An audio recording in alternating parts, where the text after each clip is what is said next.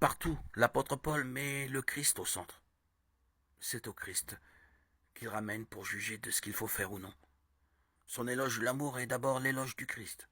Il nous faut admirer son art de revenir ainsi à l'essentiel quand la vie ordinaire est en cause. Le ton qu'il emploie est également exemplaire.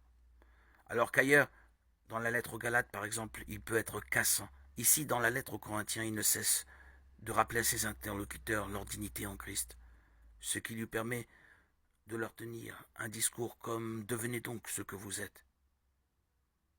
Y a-t-il plus belle actualité de la lettre?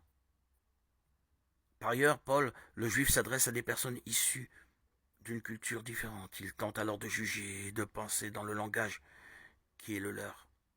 D'où une interrogation pour nous.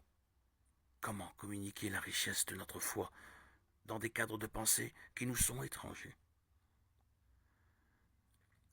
La thématique du corps traverse la lettre aux Corinthiens.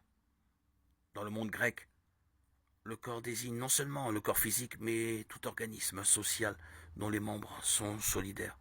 L'État, l'assemblée du peuple.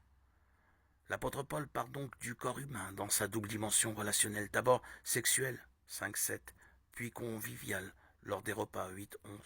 Il passe ensuite au corps du Seigneur, corps partagé dans le culte eucharistique, 10-11. De là, il en vient au corps Église, 12-14.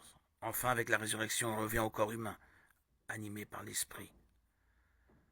L'image de l'Église comme corps du Christ deviendra célèbre. L'apôtre Paul souligne ainsi l'union totale du Christ et de l'Église.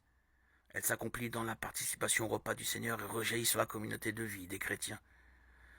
L'Église corps se construit dans la diversité et la complémentarité des membres, comme dans le corps humain, et non pas dans leur division.